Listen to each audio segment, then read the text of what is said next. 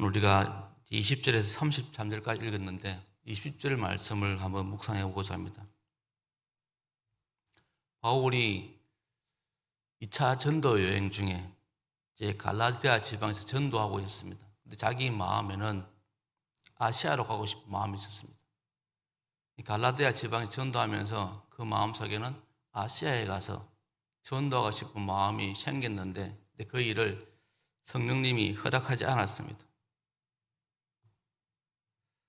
아시아 지역 비두니라 가서 전도해 볼 마음을 품었는데 성령님께서 그걸 허락하지 않았다는 겁니다.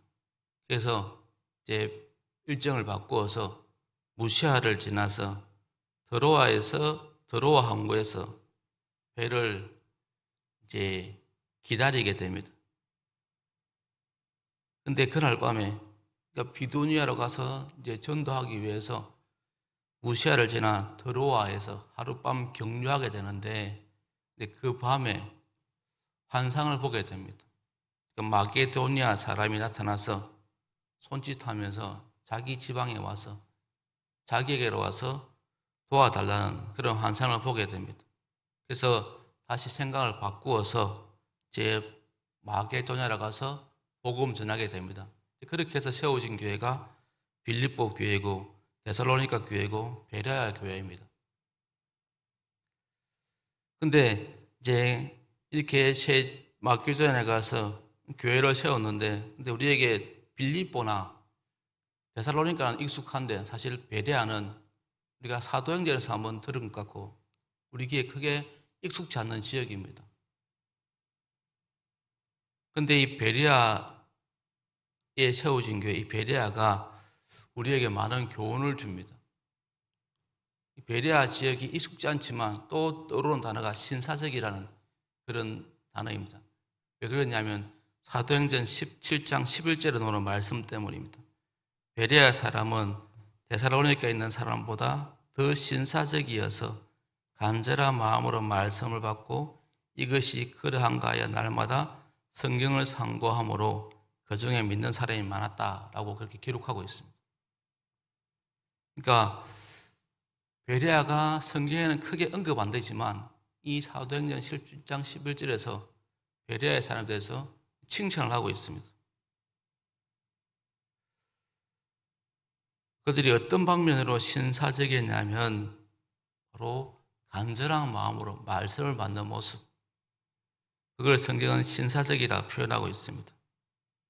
우리가 신사적이라면 교육을 잘 받은 사람, 몸에 예의가 배어있는 사람, 점잖은 사람, 그런 것도 포함되지만 오늘 성경에서 말하는 베레아 사람들을 신사적이라 말할 때 그 의미는 영어로 노블, 고상하다, 바탕이 좋다, 그런 의미로 사용하고 있습니다.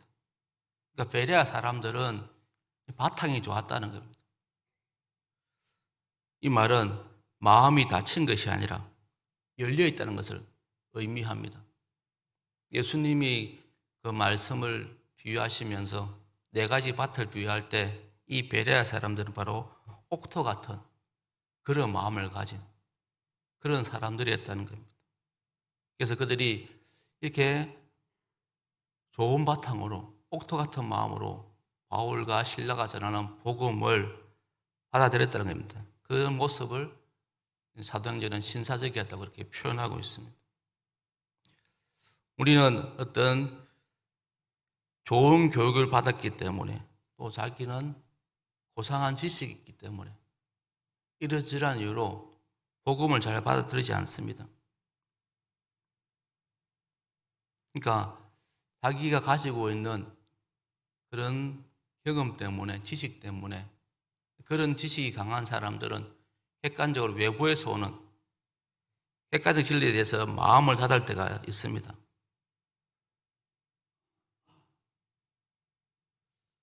그러니까 이런 사람들은 자기의 어떤 체면이나 아니면 윤리관이나 도덕관이나 자기가 그동안 축적해왔던 지식 이런 것 때문에 그것이 기준이 되어서 그 기준에서 벗어나면 틀렸다 라고 배척해버립니다. 이렇게 베레아 사람들로 치면은 그 사람들은 이제 그런 예의 바른 모습, 또 고상한 지식 이런 게 있었지만 그걸 기준으로 말씀을 배척한 게 아니라 말씀에 닫힌 것이 아니라 말씀에 열려 있었다는 겁니다. 자기가 알지 못하는, 자기가 경험하지 못했던 그런 지식들이, 그런 말씀들이 바울과 실라를 통해 자기에게 들려왔을 때 그걸 잘 판단하고 그 말씀을 잘 받아들였다는 것입니다. 이것이 베레아 사람들의 모습에, 그래서 성경은 신사적이다. 오늘 말씀에 보면 주의 말씀에 주의하는 그런 모습을 가지고 있었습니다. 그런데 우리가 또 하나 조심할 것은, 우리가 신앙에 있어서도 우리가 믿음을 가지고 있지만 우리가 어느 순간에는 우리도 모르는 사이에 마음이 다칠 때가 있습니다. 신앙을 가지고 있으면서 독선적으로 빠질 때가 있습니다.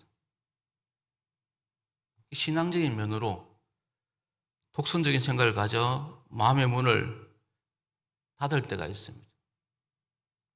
이건 상가 주의 말씀을 주의하는 게 아닙니다.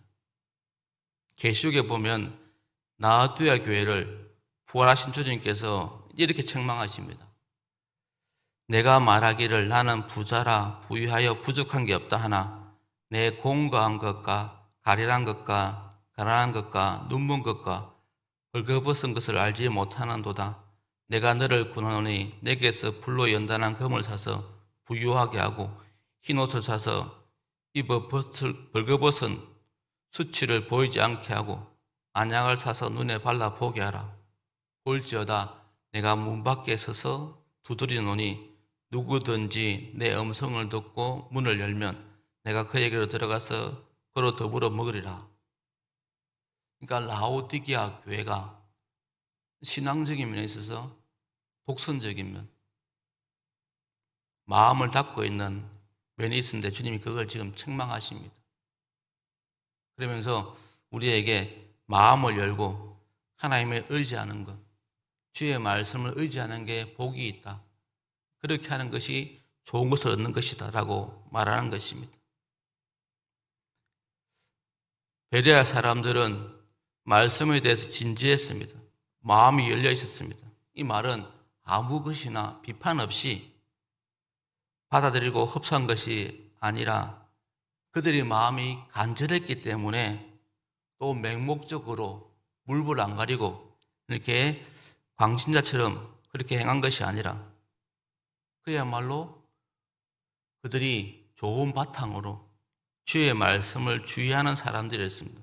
왜 그랬냐면 바울과 실라의 말씀을 듣고 정말 그 말이 구약의 예언과 부합할 것인지 알기 위해서 또 성경을 묵상한 그런 사람들이었습니다. 그래서 이런 사람들을, 이런 모습을 바로 성경이 신사적이라고 표현한 겁니다.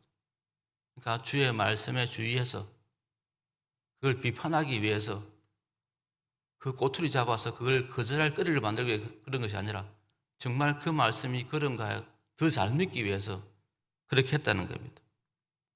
그래서 사도행전에 상고한다는 말은 깊이, 자세히, 광범위하게 정확히 살펴낸 것이고 그것이 오늘 본문에 말한 것처럼 주의 말씀에 주의하는 모습이라는 겁니다. 그들은 바울이 전하는 복음을 반격하기 위해, 비판하기 위해 그런 것이 아니라 바로 믿기 위해서 말씀에 확실히 거하기 위해서 그렇게 했다는 겁니다. 바로 그런 모습이 오늘 주의 말씀에 주의하는 모습입니다. 그렇게 하나님을 의지하는 자, 그 사람들이 복이 있고 좋은 것을 얻는다는 것이 바로 오늘 20절 말씀입니다. 이제 말씀을 맺겠습니다. 우리에게 날마다 주의 말씀이 들려집니다. 오늘도 말씀을 듣고 있습니다. 근데 중요한 것은 바로 그 말씀에 은혜 받고 그 말씀에 순종하는 겁니다. 그 말씀에 은혜 받고 순종하지 않으면 그 말씀은 무익한 것이 되고 맙니다.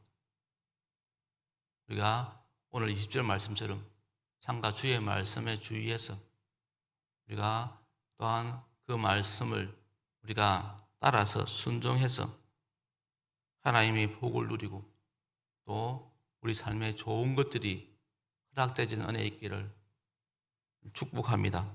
그래서 말씀은 처음과 끝이 한결같은 것이라는 것을 의심하지 마시고 말씀만큼 변하지 않는 것이 우리 가운데 없다는 것을 아시고 오늘도 우리가 이 말씀을 묵상하시면서 주의 뜻을 따라 사는 그런 복된 하루 되었으면 좋겠습니다.